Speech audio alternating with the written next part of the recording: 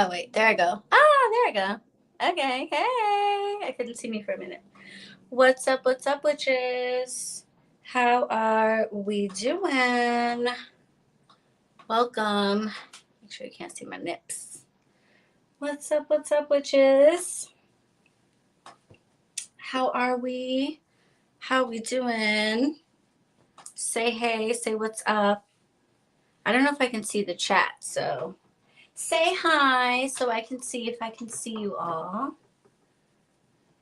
Welcome to a surprise live, a little get ready with me action while I twist up my hair. I have been wanting to go live for a little while now. For those of you that follow me and pay attention, you might know that I recently got back from a trip to see my birth mother for the first time in my life. Somebody I did not know like more than a couple of months ago or a few weeks ago. And I have been promising that I would make a video and tell the story about how it all happened because it's kind of crazy and very unexpected. Something that I pretty much just thought that like wouldn't ever happen in my life. So I'm as shocked as you are. And I figured I would tell how it happened because, of course, there's magic involved. Of course, there's a little spirituality, a little witchcraft involved. So I wanted to share that with you guys in case, in case that is something that you can relate to. If you are also adopted, if you are fostered, if you're estranged from your family and you don't speak to them or they don't speak to you, or for whatever reason you just get disconnected from your family, I wanted to talk about how my spiritual practices and ancestral veneration specifically made this happen. And it's crazy because it's not like I wasn't trying, it's not like I never tried to find my family. I have gone to court, I've gone to adoption agencies, I've gone to different registries and things like that over the years, looking for ways to like just get more information about myself. And it, I guess, shouldn't surprise me that once I got like magic and spirituality involved, that all of a sudden all the answers that I needed came to me. But I think it's kind of powerful, especially if you're wondering like what impact magic and spirituality can have on your life.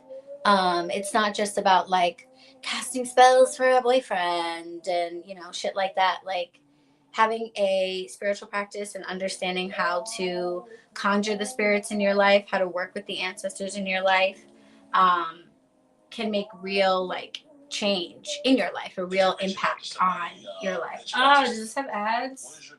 Gross. Gross. Might have to change that. All right, let me see if I can see any comments. Anyway, say hi if you're in the room so I know if I can see your comments. Say what's up when you get in. Say hey in the chat. So I can see if I can see you guys. And before I get into the story of how I found my family, this story goes back to 2020, and how ancestral veneration like was a part of that in general. I want to remind you all, first of all, that I am still in Instagram jail. Okay. Instagram and Threads they haven't suspended my account, but they have suspended my features. So I can't post anything right now, which is weird. And I can't comment on people's stuff. I can still like things and I can still post in my stories. And the weird thing is I have found out from other people or seen that a lot of folks have had this happen in the last week or two. I'm not really a conspiracy theorist that much, but I do find it really strange that all of the people that I know that have said that they have had their pages deactivated or suspended or they're limited or whatever have all been POCs, people of color, and all people that are basically trying to make a positive change in the world. They use their platforms for like posting about social justice or about, local issues, local topics, in underserved areas and stuff like that. So I don't know what that's all about. I don't know if it's a coincidence or what, but it is definitely a little bit weird. So I am still on IG suspension, but I never really think of anything as a coincidence, and I tend to always look at the positive side of things. And I have been saying to myself that I really want to get back to being more active on YouTube. This is where it all started. This is where Bronx Switch started. This is where most of you ever heard about me. This is where we started connecting and getting to know each other during COVID. And um, I feel like opening up HQ now, Witchwork, um, made it really hard for me to make content for YouTube because YouTube's it's a lot more like involved. You know what I mean? Instagram is obviously a lot easier, it's a lot shorter, etc. And YouTube is more involved. And so as I got busier with witch work, it became harder for me to like post and do things like that. Um, you're in the wrong place, sweetheart. Ask your mom.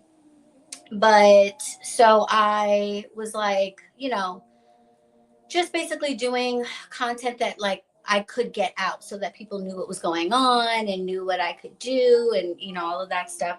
And now I like want to get back to YouTube more because I really loved video editing. That was like a big part of what I loved about YouTube, and I feel like I've gotten better at it weirdly, even though I haven't been doing it as much. I just think I like understand it more.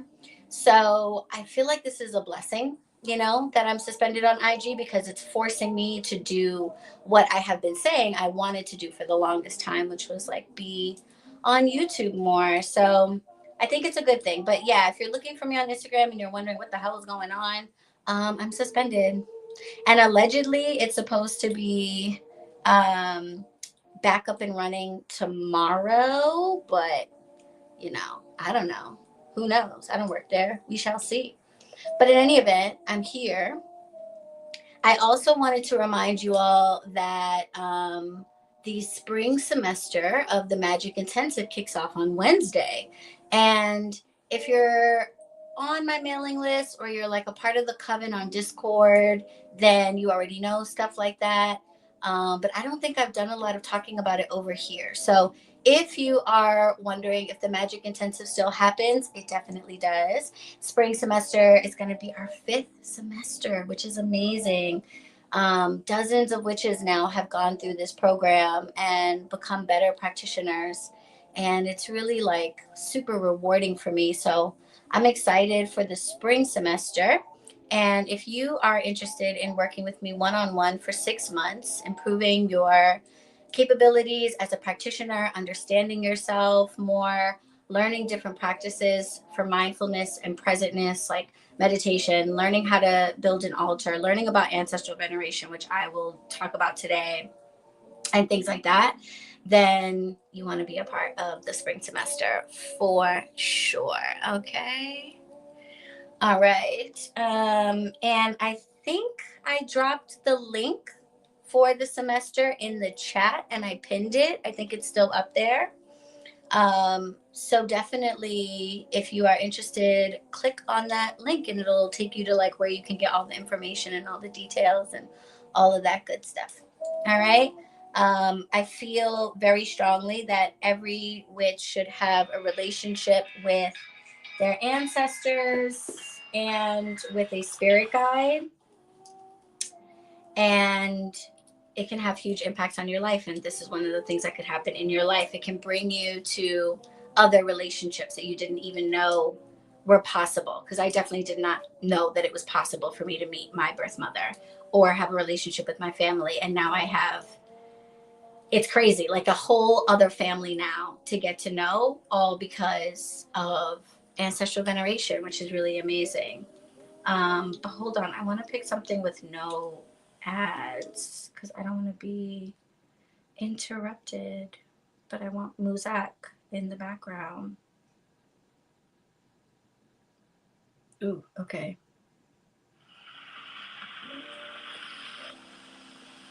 Let's go with Autumn Rainy Day Cozy Coffee Shop, shall we?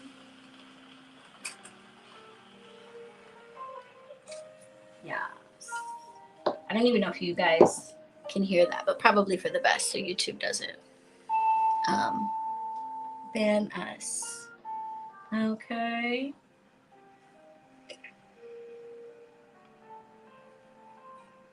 Yeah.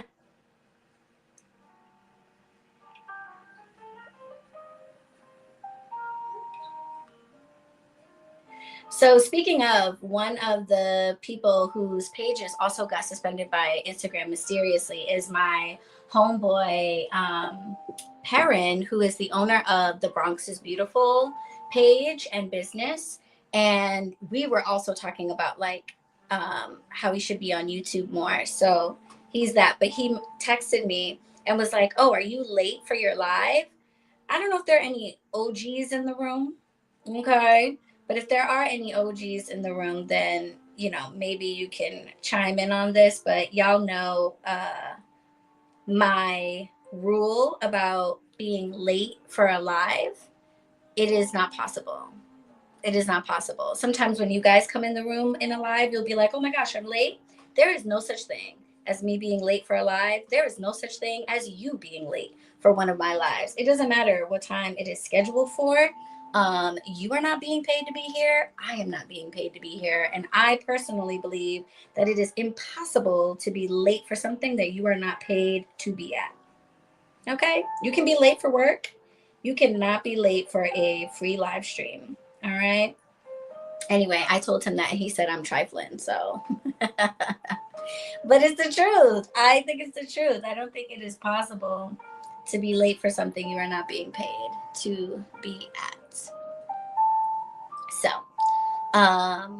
let's see. Where should I begin the story? I guess I have to go back, way back to 1986 when this beautiful brown thing you see in front of you was born. Obviously, we will not do the entire 38-year journey, but just so you know where it all got started, I was given up for adoption in New York City. I was born in Queens. And I always knew that I was adopted because my adopted mom never, like, she never did that thing where she kept it secret and then one day had to like do a big reveal or whatever. She never did that. She was always very open and honest about it. When my sister and I were younger, my sister is also adopted, but from a different family. So when my sister and I were younger, if we ever said anything like, "Oh, you know, mom, you carried us in your belly," or anything like that, she would always correct us gently and always say, "No, that's not the case. I did not carry you like other moms, but I love you just the same. You guys are adopted. Somebody else carried you, but I love you just the same." So that was basically what she always told us. So I always knew that I was adopted. That part was never a mystery.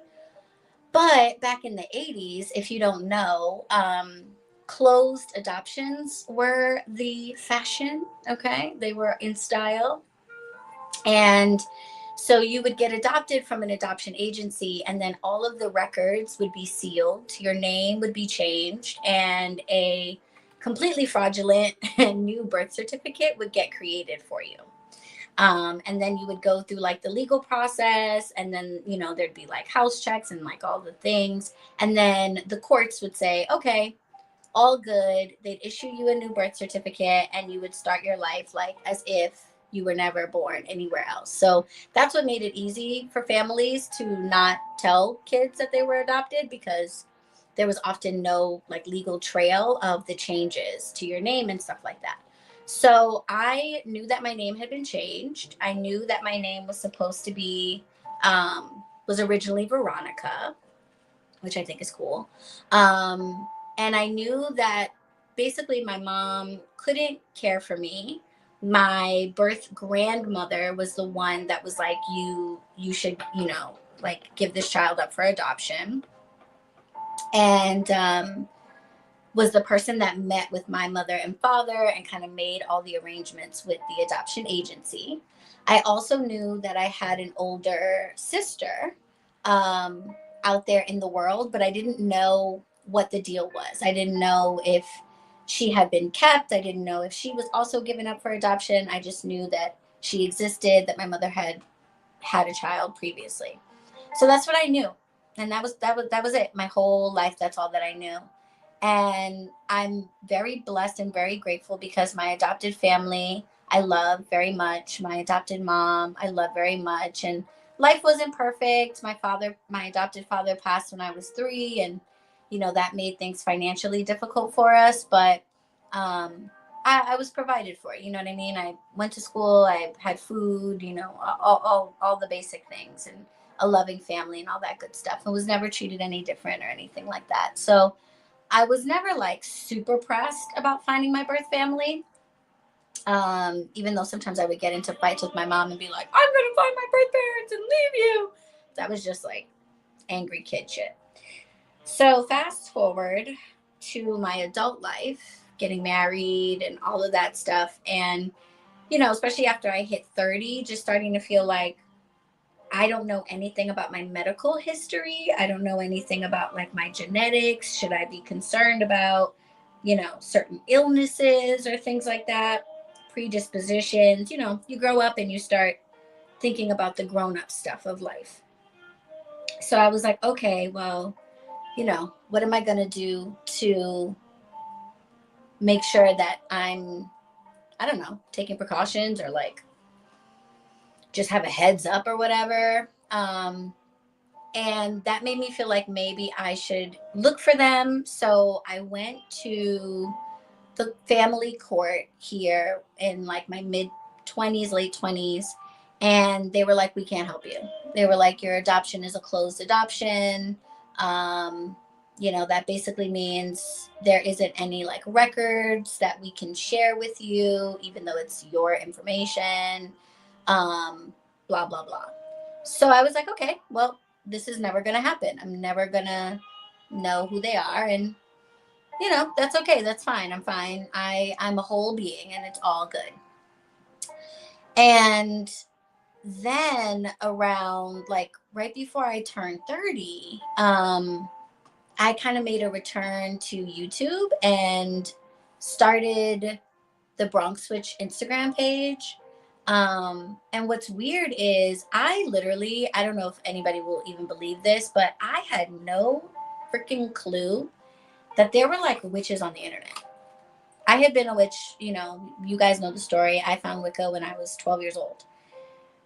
Back in the day, I was in the yellow pages looking up metaphysical shops trying to find other practitioners. You know what I'm saying? So I was very much out of the witching world. Like I was not in it. By the time I was in my mid 20s, I just assumed that nobody else in the world was except for like old white ladies. And it was just going to be me. And lo and behold, I find Madame Pamita and the Witch of Wonderlust online. And I'm like, wait a minute. Wait 1 minute. Are you telling me that there's like witches out here on the internet? Like this is a thing now? I can easily find information about like Wicca and spirituality and tarot and stuff. Are you kidding me? And then I was like, well, I have shit to say about that. Let me start making videos to help people that are interested in these topics too. And as I started to follow other practitioners, especially practitioners of color, something that kept coming up was the message of ancestry, basically. And all of these witches that I was following, especially the witches of color, we're always saying things like ancestors first, and, don't initiate, don't start worshiping any deities, don't start practicing anything until build an ancestral practice and learn where you come from and venerate your ancestors and all of this stuff. And that really made me feel some type of way because I couldn't do that. And I was like, kind of pissed off, honestly, that message kept being given, because I was like, what about the rest of us? Like, what about witches that don't know their families or hate their families or not connected to their families? Like, are you trying to say that we can't be witches because we don't know who our great great grandmas are? And, I just felt like that's not true. Like, I've been doing this for 20 something years and it's been successful for me. It's been, you know, a good thing for me. And I don't have an ancestor altar. I'm not venerating my ancestors. What the fuck? So I basically started this whole, like, my ancestral veneration journey with the intention of kind of disproving that it was necessary. Um, Honestly, I was like, I think I'm going to make some videos about how you don't need to know your ancestors and how you don't need to venerate them to practice magic or whatever. And something told me, wait, don't make that video yet until you at least try. Give it a shot.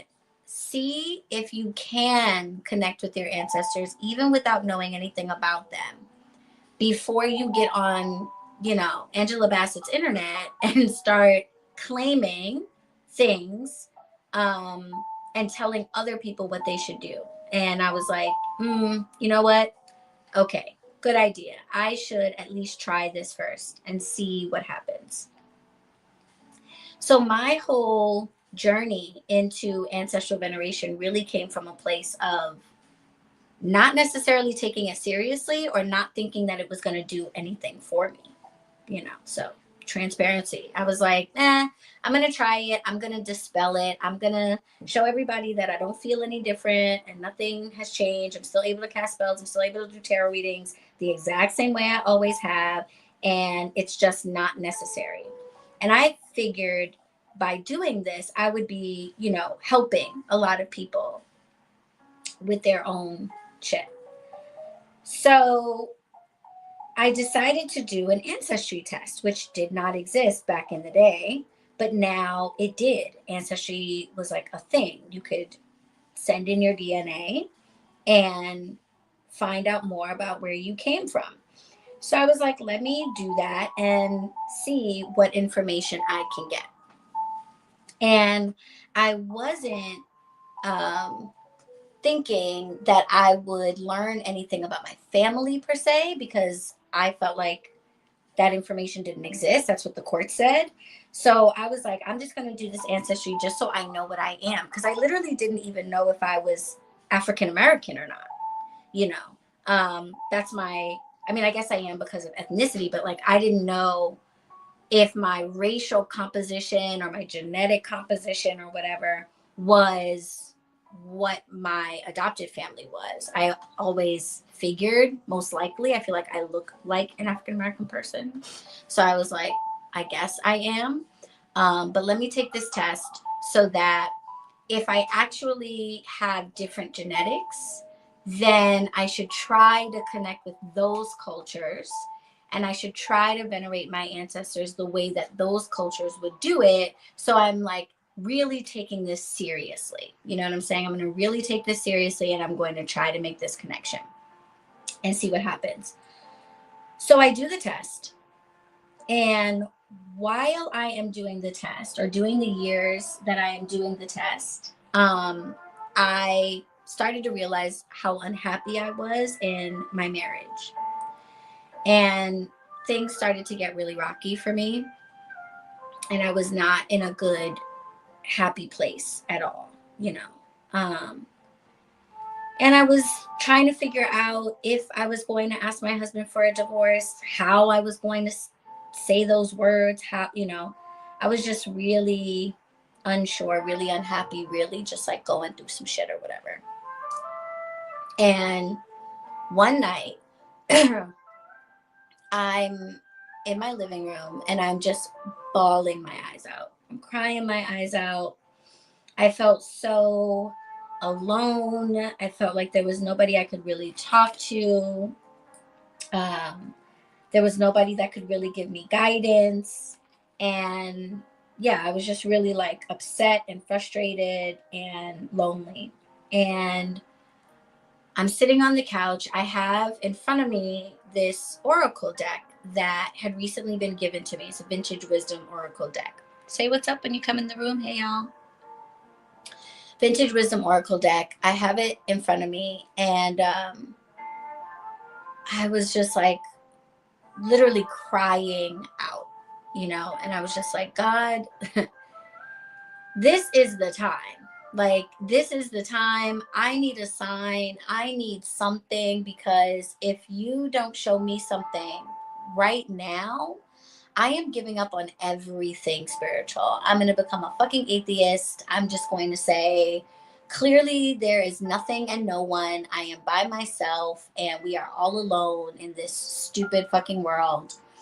And I'm just going to give up on trying to like connect to anything beyond myself or find answers in the cards, in the crystals, in anything. I'm just giving up.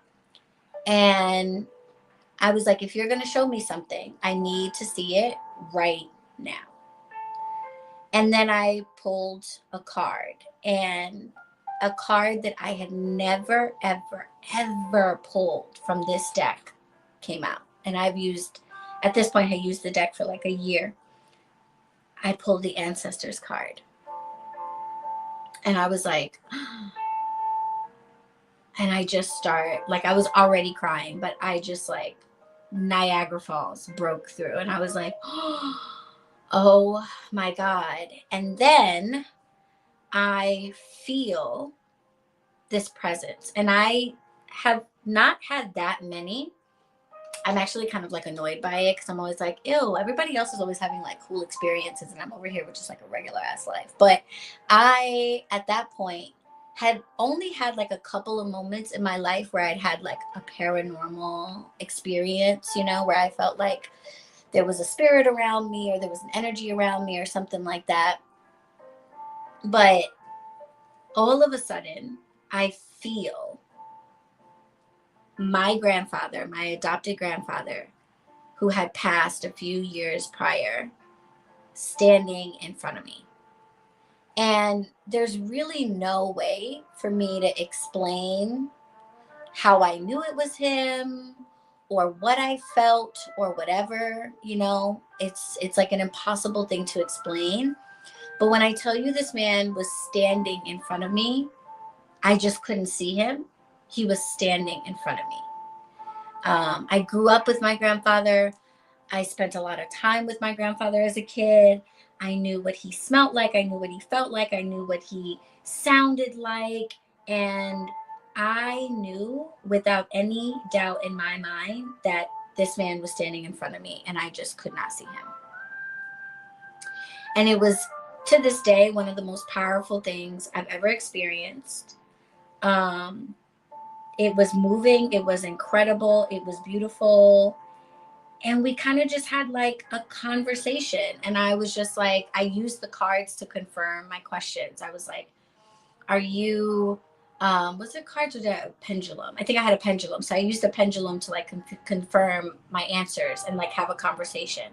So I was like, are you my grandfather? Is your name Robert? Are you from such and such?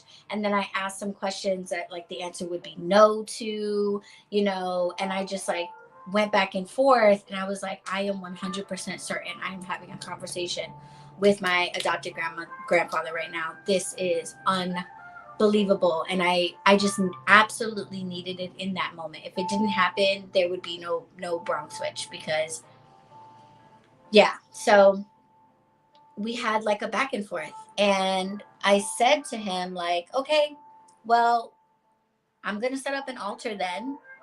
And I'm kind of surprised that it's you, honestly, because I kind of assumed that if I was going to feel my ancestors, that it would be like my birth ancestors, and I don't know them. So I was always really confused about this.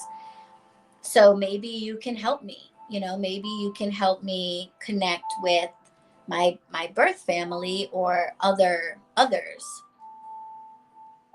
2 weeks later, I get my ancestry results. And like I said, I didn't know how ancestry.com worked. So I just assumed that it was going to tell me, like, you're 20% this and 10% that. I just thought I was going to get, like the DNA story or whatever. I did not know that Ancestry also does like family tree stuff and will connect you to living people. I legitimately didn't know that that was how it worked, because I just got like the thing in the mail. So I never went on the website. So 2 weeks later, I am sitting at my ancestor altar and I get an email from Ancestry, and it's like, your results are in. And I was like, oh, okay, let's check this out. You know what I'm saying? Am I Puerto Rican? Like, what's going on? And I open it up. I look at my breakdown. I'm 40%, like somewhere between 33 and 40% Nigerian, which I thought was dope, because I was like, I want to go to Nigeria. That's so cool. I'm like 20% like Scandinavian or something, which was surprising for sure.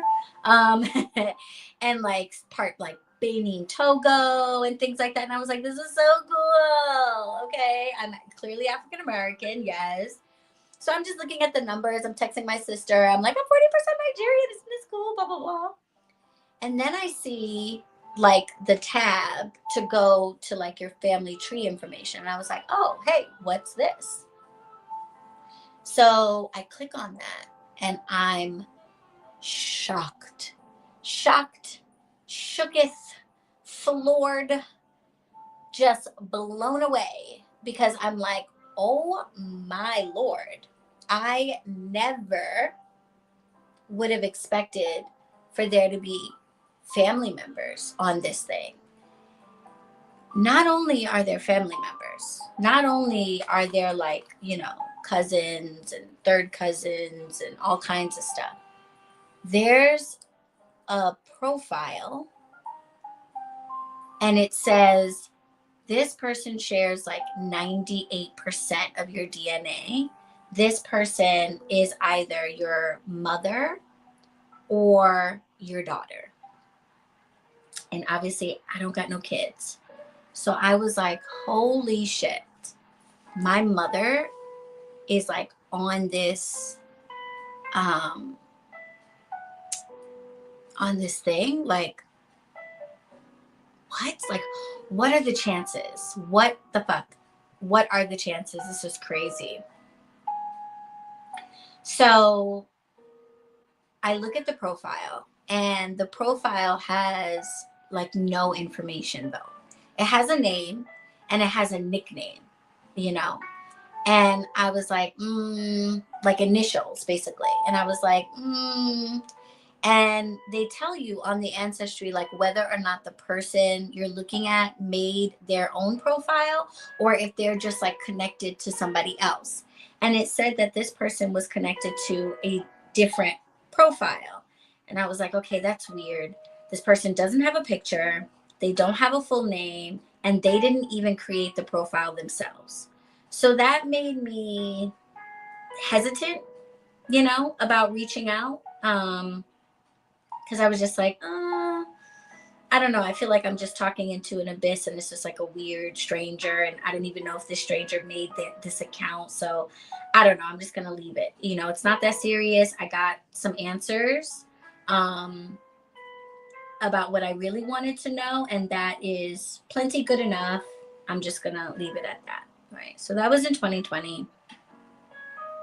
I asked my husband for a divorce. COVID hits. We spent 3 years in therapy. I started HQ.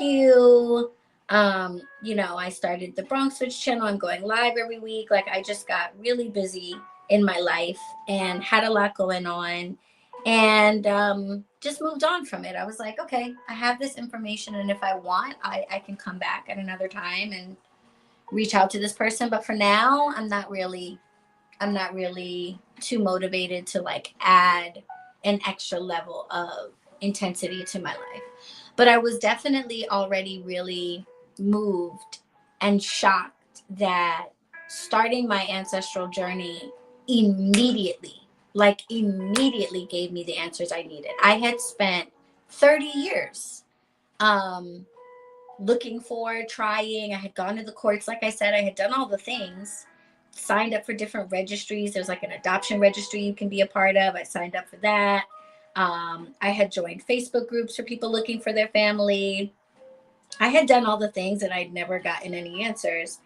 And so for me to actually be actively looking and not able to find it, and then the moment I call on my ancestors to help me, I had the answers I was looking for. It was like, whoa, holy shit. So I'm really glad that I never made that video claiming that you don't need an ancestral practice, because I was wrong. I mean, I guess maybe you still don't need it, but I never would have gotten the answers. I'm convinced I never would have gotten the answers that I got if I hadn't started it. So for me, I was like, for me, it was proof positive that having a relationship with your ancestors would absolutely produce like results in your life. It wasn't just something like cute and like heartwarming to do, that it was actually an effective thing to do. You can relate, really? You are disconnected from your mom? Are you also adopted? Um, yeah, so it blew me away, and I never would have thought that that would happen. So I felt good. I felt good about it. I was like, even if I don't reach out, even if I never reach out, or even if I reach out and I find out, God forbid, she's passed away or whatever, I'm gonna feel good that I at least started my ancestral journey. And I started my altar, and I got connected to other ancestors and spirit guides, and I added my father and my aunts to my altar, and it just became like this really beautiful thing, this really beautiful part of my life. Past, I never knew I had my family. I had them in Canada. Sorry. Yeah, so my sister is also adopted from a different family, and she also found her family through ancestry, and her mother had passed away. Her mother passed away shortly after giving birth to her. So yeah, I know what that was like for my sister. She's now connected with her brother, which is so beautiful. Her brother's so dope. We've hung out. Like, she has a great relationship with her birth brother now. Um, but I really feel for her, because she still feels like she has a lot of questions that never got answered, because she can never ask her mom, like, what really happened? What really happened that day that you left me in the hospital? What really was going on in your life? And we, from the stories from the family, we kind of know, but to hear it from her mouth, my sister will never have that. And that's what I was afraid of. I was like, I'm afraid that if I reach out, the reason why this person hasn't filled out their profile is because they're not there. They're not alive. And I just didn't need that. So I was like, I'm not going down this road. And it would be a couple of years before anything happened. Hey, Perrin. Everybody say hi to Perrin of the Bronx is Beautiful. Get excited for Perrin's new YouTube channel. Um, yes, everything picked up after that. Everything picked up after that. Like I said, Bronx Witch would not be a thing if this didn't happen, because the very first video, and I still have it, I still have this video. The very first thing that I ever recorded in like this orientation was me taking my ancestry test. I still freaking have the video like on a hard drive of me spitting into the tube and putting it into an envelope, because I was like, I'm going to record this process, and I'm going to prove to everybody that you don't need to know your ancestors. It's really no big deal. Um, So yeah, um, if I didn't get the answers that I was looking for, I would have been like, see, told ya, and I would have never made the Bronx Witch channel, or it would have been a very different thing. But it all happened the way it was supposed to, and I got sent down this rabbit hole of spirituality, which was never the case before. I was a witch since I was 12. I was a tarot reader since I was 15, but I was not a spiritual person. All of the magic and divination that I did was very transactional. It was very much like, if I do this, I'll make this happen. This is great, or whatever. But there was never any exploration of like, why? Why does this work? How is this happening? What am I doing? What is manifestation? What is your higher self? What are spirits? Like, are they really with us? What is God? Who is God? Like, all of those questions I never really asked as a young person, because I was just like, look, I lit the candle, that shit worked, I got what I wanted, I'm good. I pulled the cards, it gave me the answer, I'm good. I did not really feel like I needed to go deeper than that. This ancestral veneration thing is what made me go, wait a minute, what's really going on here? And yeah, like Karen said, everything just started to pick up after that. Like, it's just been snowballing after that. And now I'm teaching other witches how to connect with their ancestors, find their spirit guides, and not just do magic or divination, but understand really how it works and how we all like factor into this universe, how we're all connected and everything. The puzzle of life comes together. It makes it easier to understand. Yes, that's exactly what happened. And I feel like that's what made the difference for me, is that I now understood life now. Yes. Okay. 2026. I think I'm going with Valerie Love to her retreat in Bali because it's around my birthday. And I want to go to Africa, and I want to go to Ghana and Nigeria, and they're near each other, so we could go to both. So 2026, 2025 is all about traveling domestically and doing like speaking engagements and classes and conferences. That's what my 2025 is all about. I just got a ticket to the Stripe Summit in San Francisco, and I'm like, I gotta get my flight and go out there. So like, I'm teaching at the Omega Institute in June, for like a queer ancestry thing with Matt Oren. I might be doing the Christian Witches Convention in New Orleans in May. So I'm all about domestic travel this year and being a presenter, panelist, teacher at like all these different conferences. But 2026 is about international travel. So yeah, we outside 2026 for sure.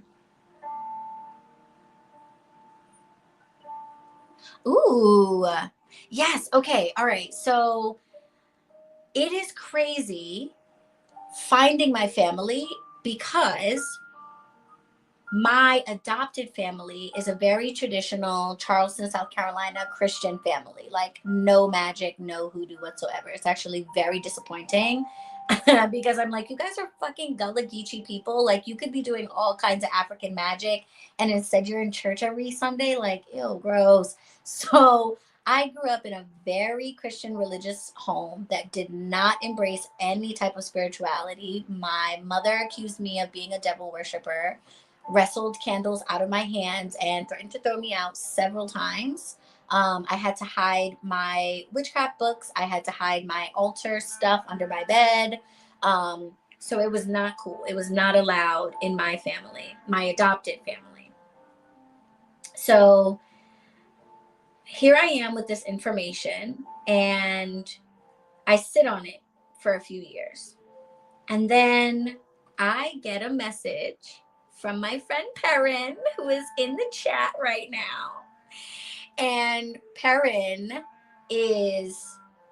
what would you call yourself? Would you say that you are clairvoyant, clairsentient? Do you see the visions that you share with me as like picture movies in your head? Do you feel them? How would you describe yourself? I call you an oracle. there are several people in my life that I know that have the skills that you have, and I just call you guys oracles.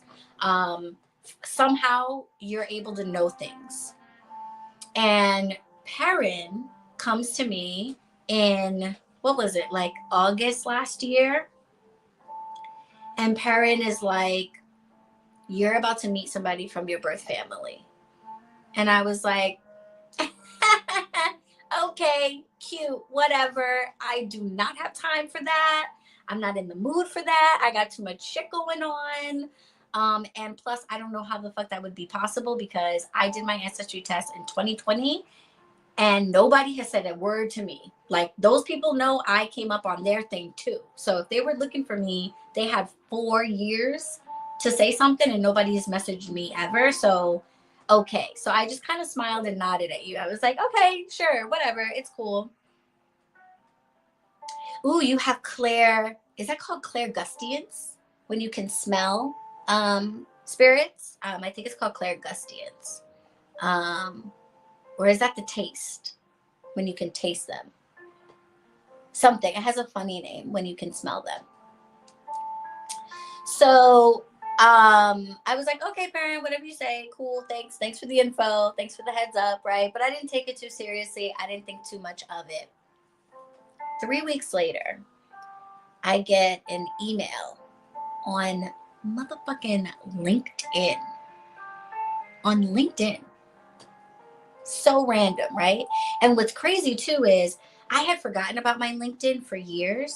And now that I started doing business coaching in 2024, I decided, oh, I need to clean up my LinkedIn because I want to network with other entrepreneurs. And so obviously LinkedIn is the social media for professionals. So I was like, I need to clean up my LinkedIn. And I had just started going back on LinkedIn. And if I hadn't, I would have missed this message because I never used to check it. And so I clean up my LinkedIn. And 3 weeks after Perrin tells me I'm going to meet my birth family or someone from my birth family, I get a message on LinkedIn. And it's from this guy named Terrell. And he's like, hey, I found you on Ancestry and I messaged you there, but you didn't respond to me. And then I found you here.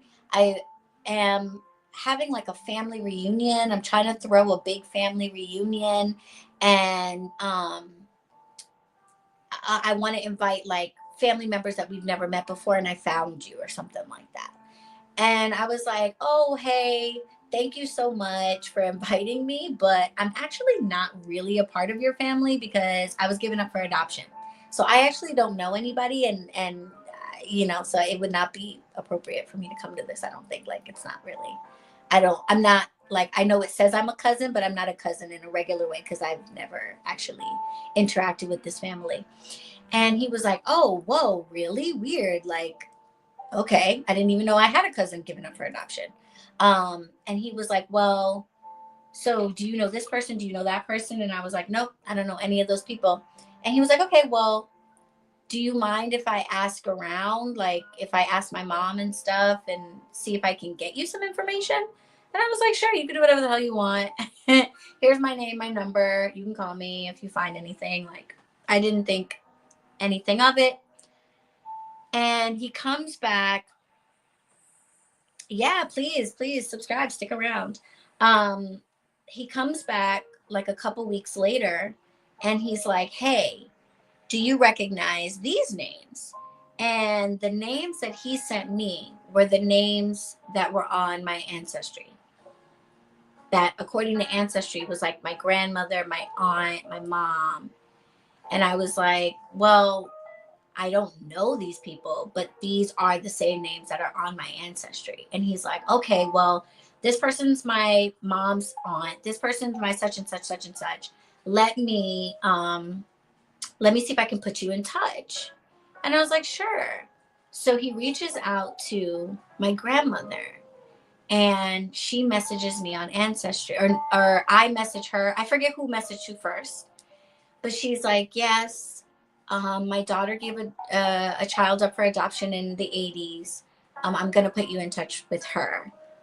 And so I get a message from my mother and she's like, hi, my name is such and such. I think I'm your mother. If you would be open to it, we could have a phone call and, talk and confirm that, whatever. And I was like, oh my gosh, I cannot believe that.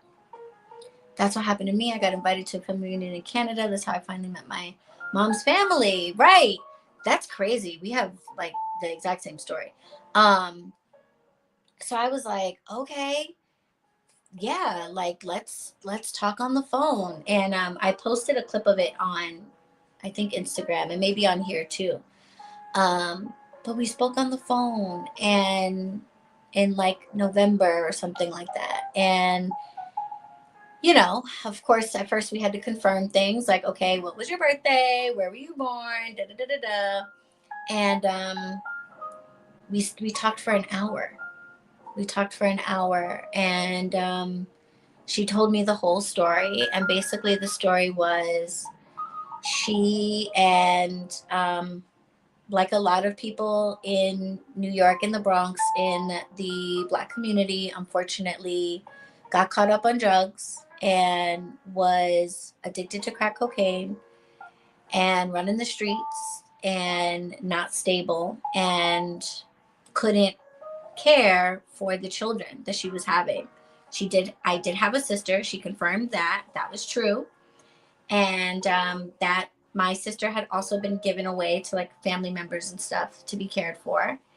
And when I came along, my grandmother basically was like, we're not doing this again. We are giving this one up for adoption because we don't have any more family members that can care for your kids, basically. So instead of being given to a family member, they actually went through like the formal process and picked my family and blah, blah, blah, and gave me up. So that was so crazy to actually hear the full story from her and get it confirmed and all of that. And I was like, okay, I need to process all of this. And she's like, I'd love to meet you. And you have so many cousins and you've got so many aunts and, all these family members. And some of them are in New York and some of them are where I am and blah, blah, blah. And I was like, okay, one step at a time, love. But yes, I definitely want to do that.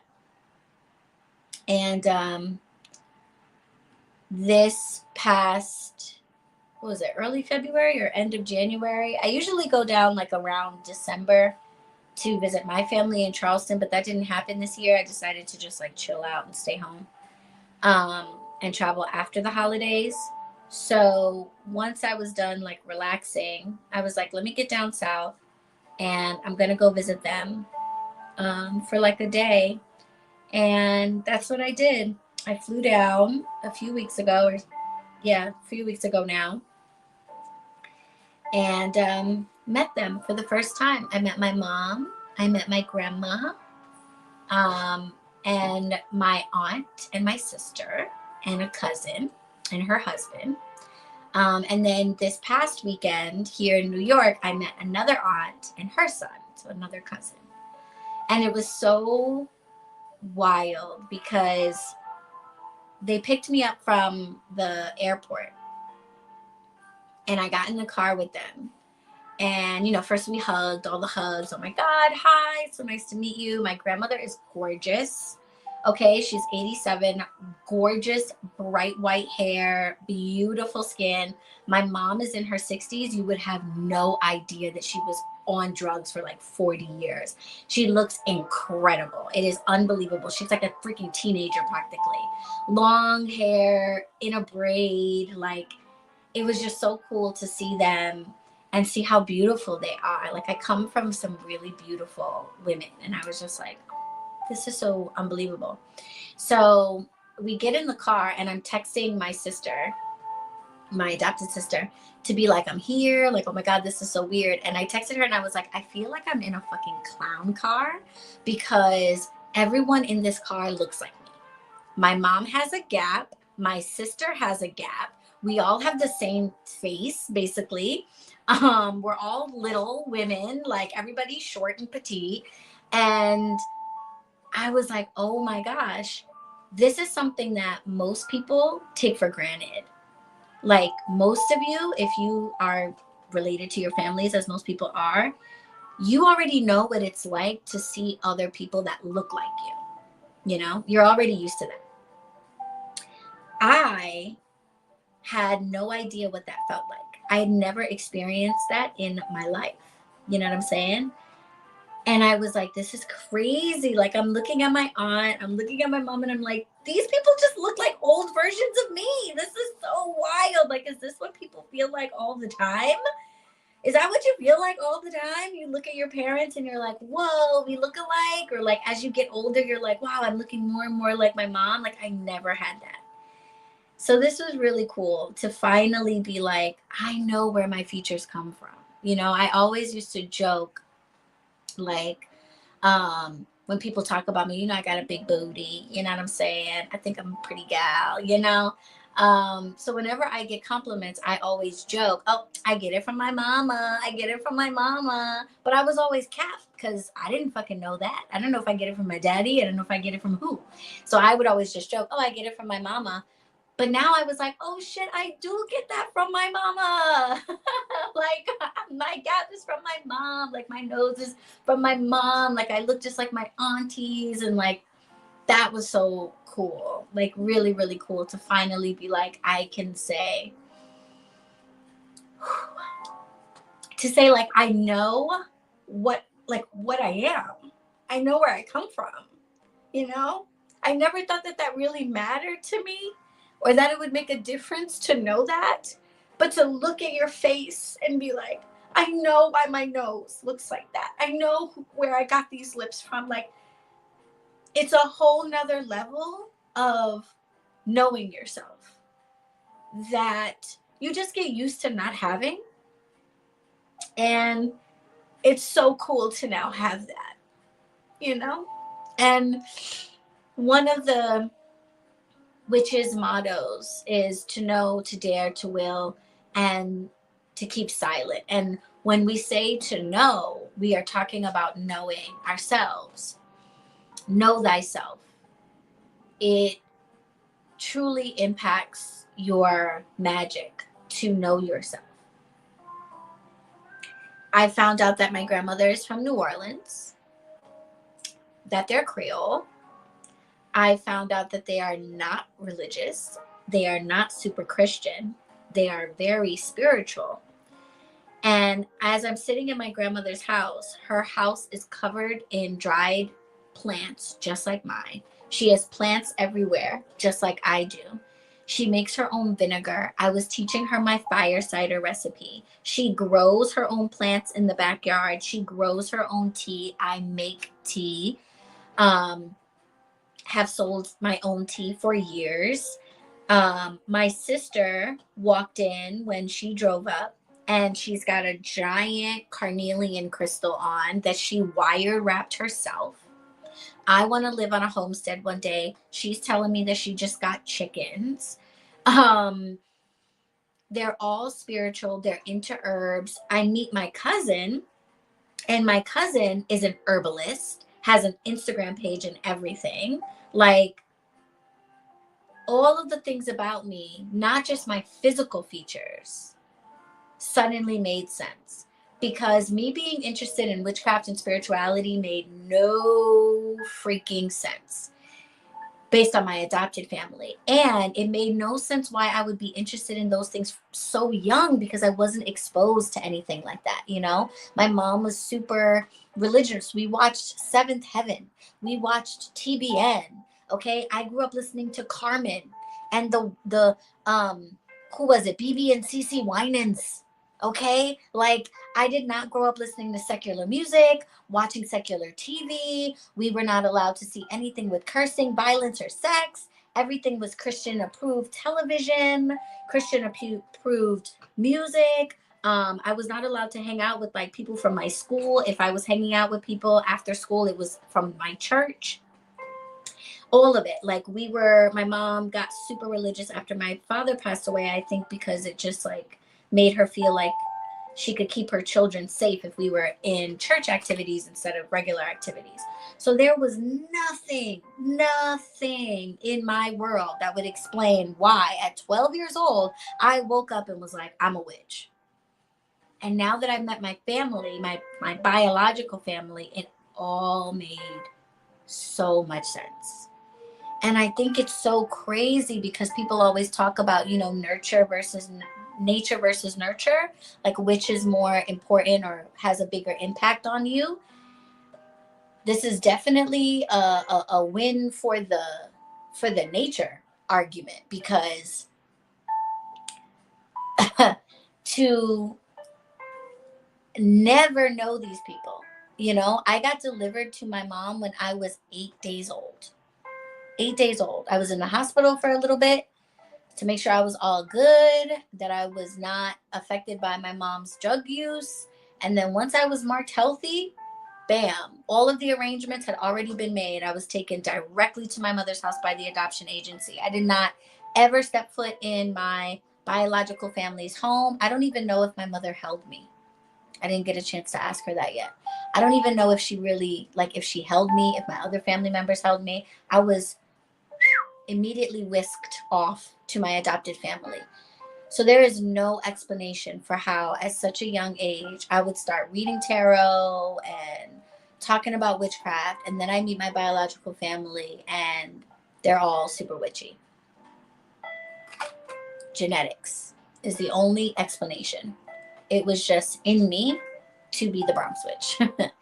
And even more than knowing why I look like how, knowing who I look like, knowing that my relationship with spirit and this journey that I'm on was something that is in my blood is very, very powerful for me. Very, very powerful. Yeah, it's crazy, I know you can relate. Like, people just take that for granted, knowing why they look the way they look. I know why I'm tall. I know why I'm skinny. I know why I'm left-handed. I never knew any of that. So it was always this weird question mark. And so now to have those answers is incredible. And I saw Perrin's thing. Well, your father's side is coming into your life soon. The vision just came. Okay. Well, can you slow down? Slow down. Slow down. But yeah, so now there's still the question mark of my father's side. My mother's memory of how I was conceived is a little bit blurry because unfortunately she was very heavily on drugs. Like, she was on drugs so bad that she was in the hospital 2 months before I was born. She was in the hospital for 3 months. They had to detox her in order to give birth to me. My grandmother told me when I was on the trip that they didn't know she was pregnant because she was just out in the streets. She was basically homeless. She was out in the streets, high on crack cocaine.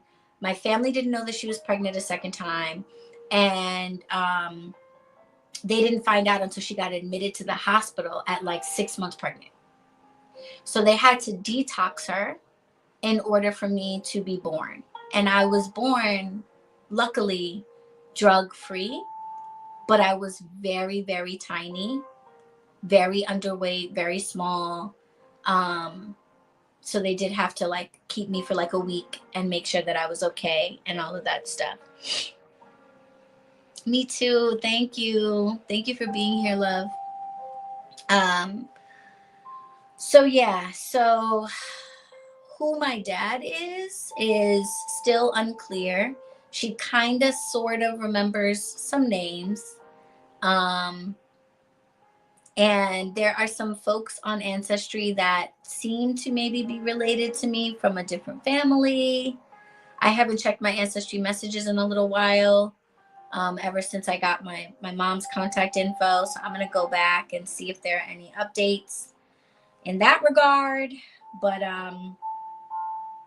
yeah, I guess now the next step is finding out my father's side.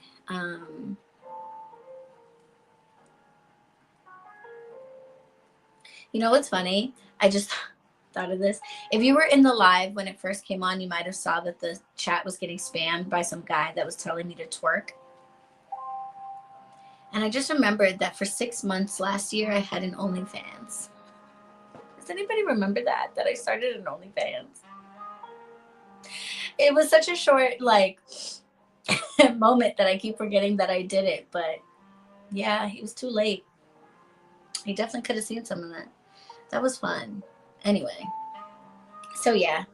So now I maybe will, according to Perrin, the Oracle, next is finding my father and my father's side of the family to see what that is all about. But I feel good right now. I am definitely not pressed to meet my father. I feel like as a woman, someone who identifies as a woman as well, like I feel like that maternal connection is so not more important, but like is the thing that I really needed. Especially seeing how much I look like them. Like I'm sure there's probably a little bit of my father in terms of like my looks and stuff, but not a lot, because these people look like light-skinned versions of me. um, so yeah, so I'm not so pressed about it, but of course now I definitely, now that I know what it feels like to have those answers and how fulfilling it is, I would like to just put the final period on the sentence. I feel like I now know who I am like 90% of the way. And it would be nice to have the 100% story, the 100% picture. Who is my father? How did he end up knocking up a young lady that was on drugs? Was he on drugs too? I assume so. Like what was going on? What's the tea with that one? I would like to know. Nipples and tarot. Yeah, remember it was no, it was topless tarot. It was titties and tarot. It was topless tarot was the name of it. Remember when I did topless tarot? I got lazy. Because I realized that like that gets boring. Because it wasn't going to be anything other than titties and tarot. And yeah, so I was like, I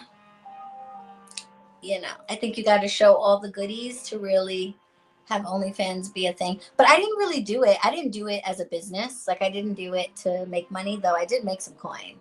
I will tell you that. I made that $600 in those 6 months I was on there. And I barely did anything. I posted a couple of pictures and did tarot readings with like a bra on. And then if you tipped me a certain amount, then I would take it off. And that was it. That was all I did. And I made $600. So I was like, okay, the possibilities are definitely here. Okay.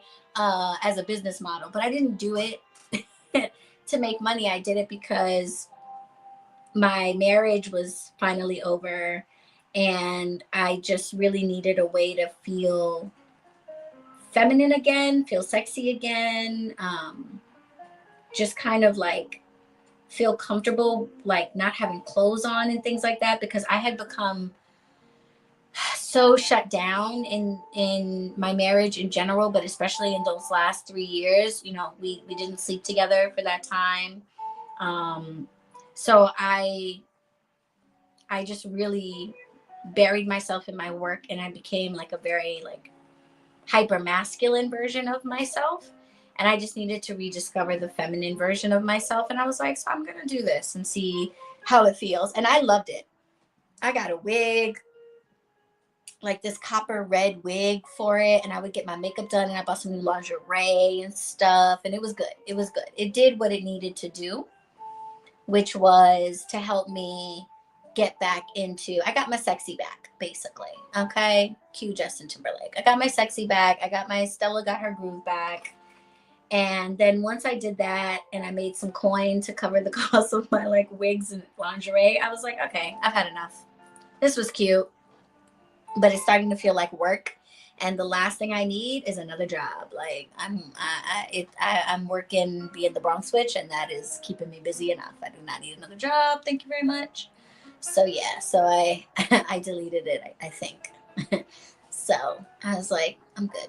But Yeah, that just made me laugh because that person was like, "Will you twerk?" And I was like, "You late, honey." Oh my god! But for the second time, you refused me. Oh, I'm sorry. Yeah, so that one is like that one's a little scarier because it's like when you know, if you're a woman and you have a baby, like you know you had a baby. I don't know if this man even knows that somebody had a child by him. If he was also in the streets, he was also on drugs, he might not even know that. It doesn't seem like they're, she doesn't seem to like know of this person now. So he might not know that he has a child.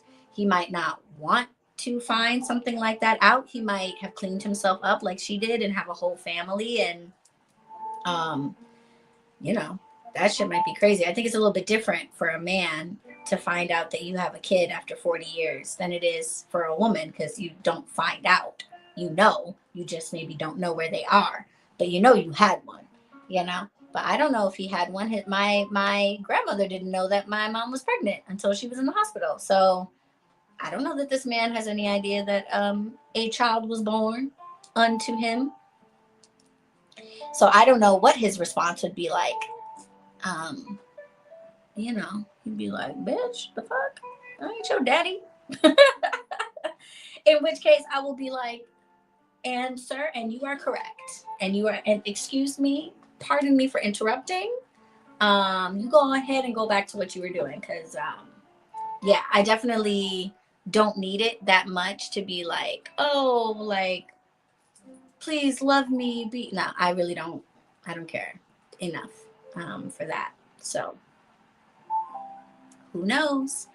But Perrin successfully, Jody Lowe, you guys, I call him Perrin. Perrin successfully forecasted that I would be meeting my birth mother. So now that you're saying that my father is coming up next, I have no reason to doubt you, honey. Everything you've ever told me has come true so far. So, um, I assume it's going down, and now it's just a matter of when, you know. My new of me just didn't want me. Yeah, yeah, that's the thing. I don't know. I don't know if he knows me. Um, I don't know if he finds out, if he will be like, "Oh my gosh, how great," or if he'd be like, "Bitch, get out of here." It's a little bit trickier with finding a father, so, or a man, let's just say. So yeah, so who knows? So maybe this will be a part two, y'all. Maybe there'll be a follow up of how I found my father. But at the end of the day, it all comes from ancestral veneration. If I did not start it, none of this would not have happened. As soon as I got back from my trip, I immediately lit candles on my ancestor altars and said thank you, um, specifically to my adopted grandfather, because he's the one. He's the first one to show himself to me, and I know that he is the one that sent me that ancestry test. Um, and kind of motivated me to take it and find that information. So you do not have to um, know your family. You do not need to have a relationship with them in order to start venerating your ancestors. You can literally just start knowing nobody and ask them to come forward and help you meet people or learn about yourself or whatever your goals are or whatever you're open to having happen. And it never occurred to me that you could start your ancestral journey without knowing your ancestors and that they would help you to make those connections and connect those dots. I always assumed that if you didn't know who your ancestors were, then setting up an altar, having a relationship with them, all of that stuff just wouldn't be possible or wouldn't make sense. So it's the opposite. Okay. And that was my motivation for making the class that I made last year called Orphaned Ancestry. If you look in the description of this video, there should be links to my class portal where you can find all of my classes. And there's a class that I taught last year that I created called Orphaned Ancestry, Ancestral Veneration for Adopted, Fostered, Orphaned, and Estranged Witches.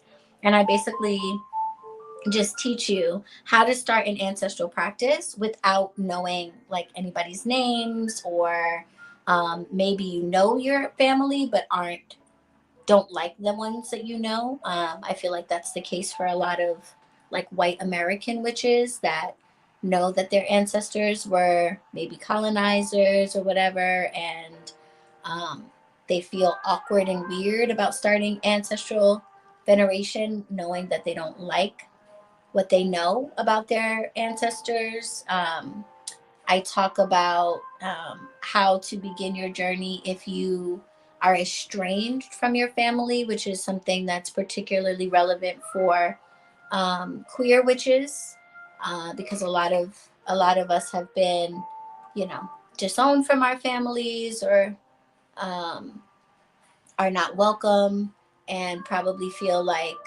well, we can't connect with our ancestors because they were religious or they wouldn't accept us for who we are and things like that. And I have come to learn that none of that is true. That we have literally thousands upon thousands of ancestors in our lineages that go way beyond just the few that have existed over the last 400 or 500 years. And more importantly, that our ancestry is a part of how we are and who we are. Whether you like them or not, or you think that they would like you or not, they are a part of you. There is a Hindu mystic that always says, you don't know your grandfather or your great grandfather, but his nose is sitting on your face. And what he means by that basically is you may not know your ancestors, like them, whatever, but they are a part of you, whether you want to acknowledge that or not. And knowing yourself is impossible if you don't know them. And then I have another teacher who really is the reason why Bronx Witch ever did a tarot reading in public. Grecia Ordonez. She is a santera and a palera in the Lucumi and Santeria traditions. She's from Cuba. And she taught me that all of your ancestors should be prayed for, but not all of your ancestors should be prayed to. And that's something that when you're first starting, you might not realize. So you might be like, well, I don't want to pray to my colonizer ancestors. I don't want to pray to my slaveholder ancestors. I don't want to pray to my alcoholic ancestors. I don't want to pray to my wife-beaten ancestors. But we don't pray to all of our ancestors.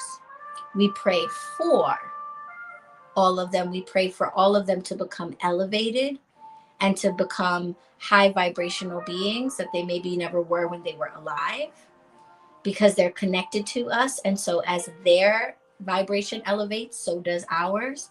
So by praying for them and by elevating their light, we elevate our own. So we pray for all of them. But there's only a few chosen ancestors that are already enlightened, that can guide you, like my grandfather. These are the ancestors that probably have had stories passed down in the family because they were the ones that everybody turned to, or they were the ones that broke some generational curses, or they were the ones that, carried the family to a new level of being or whatever. But those are the ancestors that we pray to when we need guidance, when we need direction. And my grandfather was that person for me, praying to him and saying, listen, I need your help. And if you're going to do it, you need to do it now, or I'm never going to ask again. Praying to him proved to be very important. And when I say pray to him, I want to be really clear, because the religious folks like to get all worked up at the idea that when we venerate our ancestors, that we are worshiping them in place of God. That is not what is happening whatsoever. Praying to an ancestor is not the same as worshiping them. And praying to them does not in any way invalidate a relationship with God, nor does it put those ancestors above God in our lives.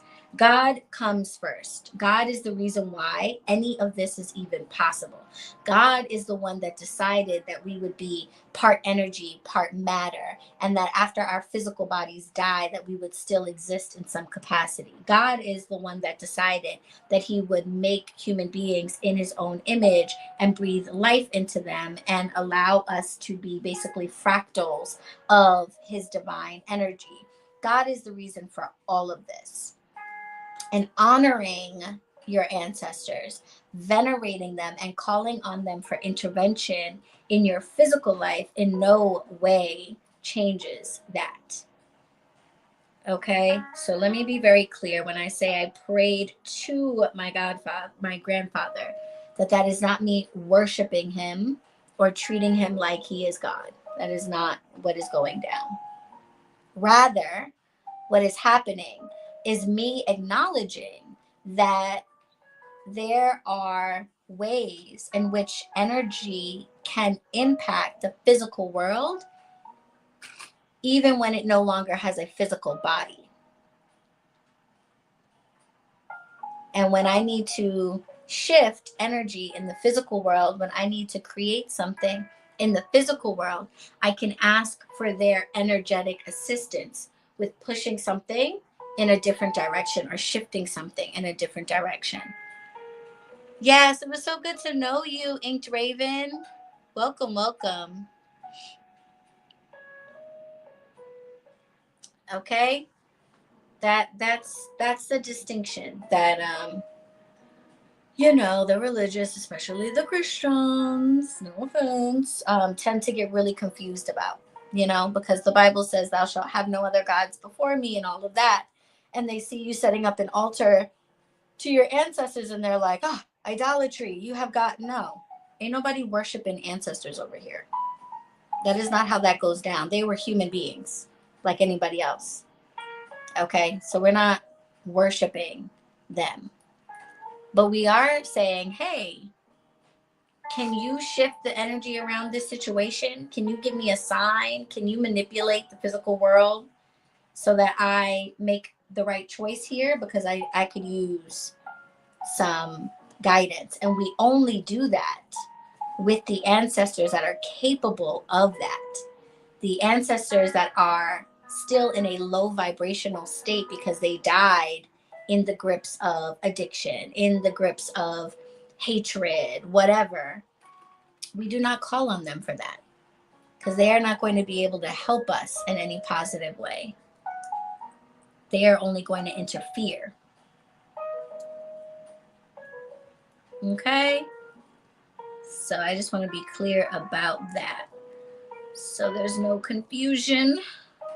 And I obviously go much more into depth about it in the class. So yes. Okay, look at that. Halfway done. Perfect. Perfect.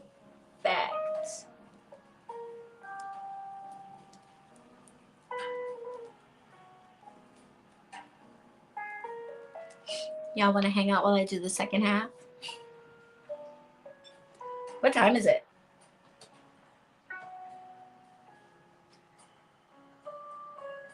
12? Oh, that's perfect. Perfect time. I'm on track. So,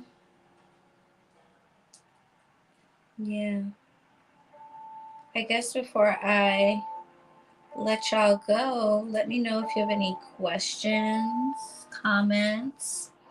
If you want to take your own magical and spiritual practice to the next level, I encourage you to consider becoming a Better Witch, joining the spring semester of the Magick Intensive, which kicks off this week. It is our 5th semester. Yes. There's videos on this channel of graduates of the intensive, by the way, if you want to hear what the other witches who have done the program have to say about it.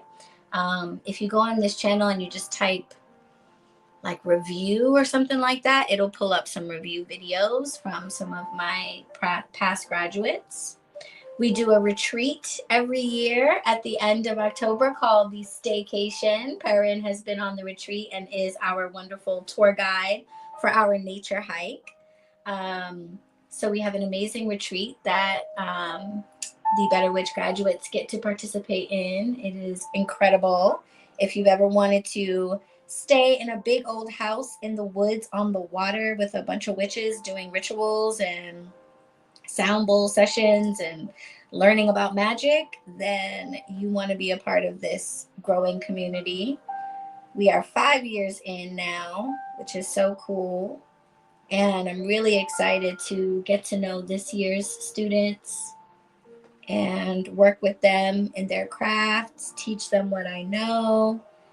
And if the Magick Intensive is something that you're not ready for, because it is a 6-month commitment, there are plenty of classes on my class portal that are basically taken from the intensive. You know what I'm saying? So we have class every other week for 6 straight months, but I've taken a lot of the class materials from the intensive and broken them down into individual classes.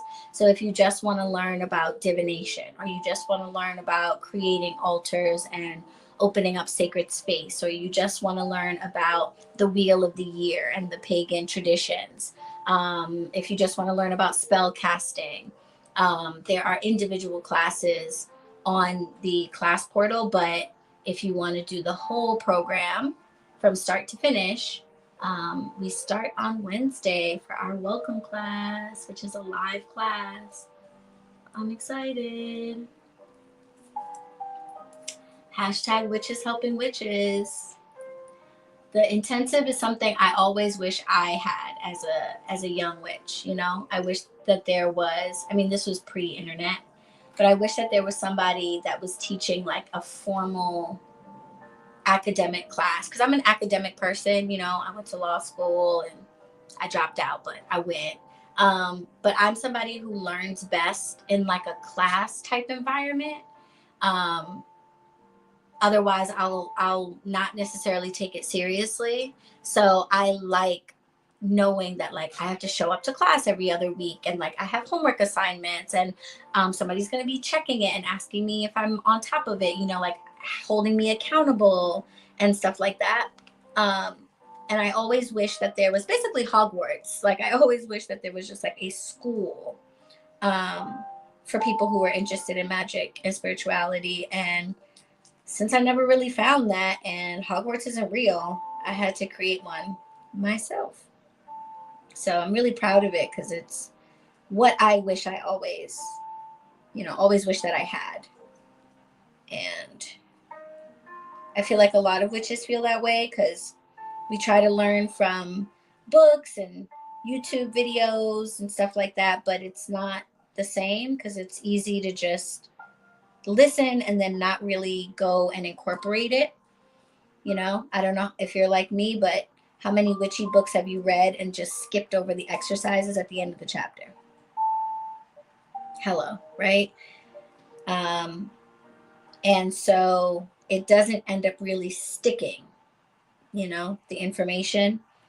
Or you buy the book and you never even read it, and it's just like on your bookshelf, and you keep telling yourself, when I have time, when I have time, when I have time, and then you never get to it.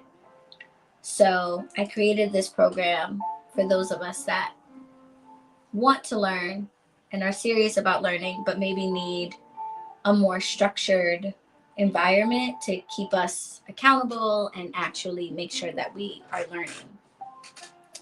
So that is what we're doing once again for the 5th semester of the Magic Intensive, lovingly referred to as Hogwarts in the Hood by some, but not officially, because I do not want to be sued. So I never said that, but that is what it has affectionately been called by the graduates.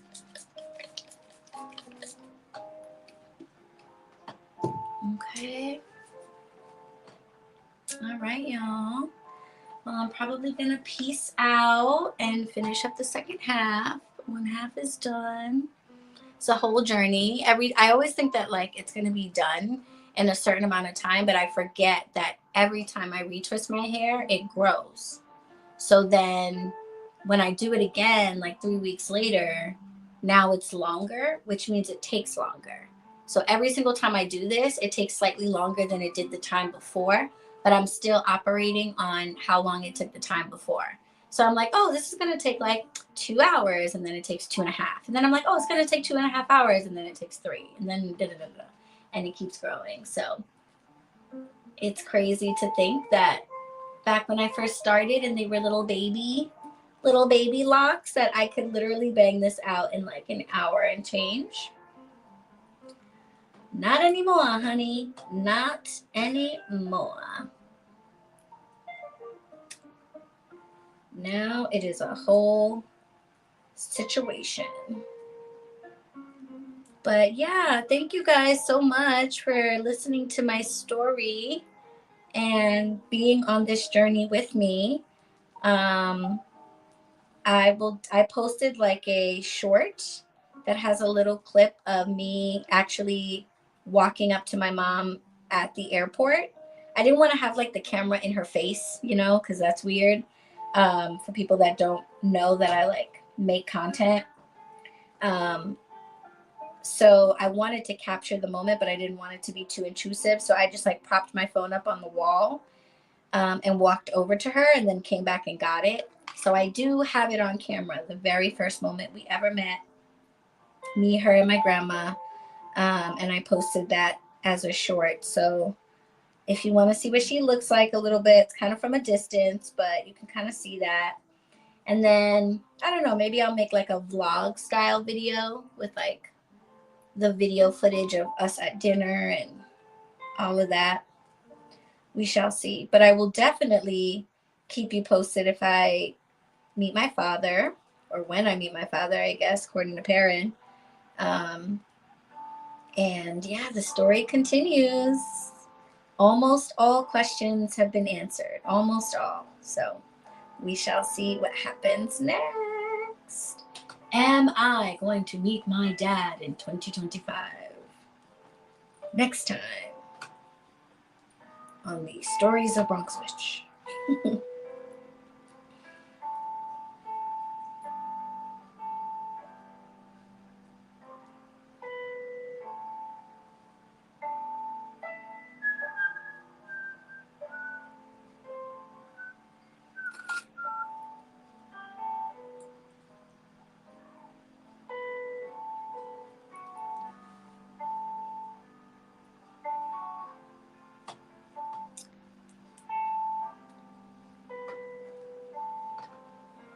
All right, witches. Thank you for being here. See you all next time. Bye.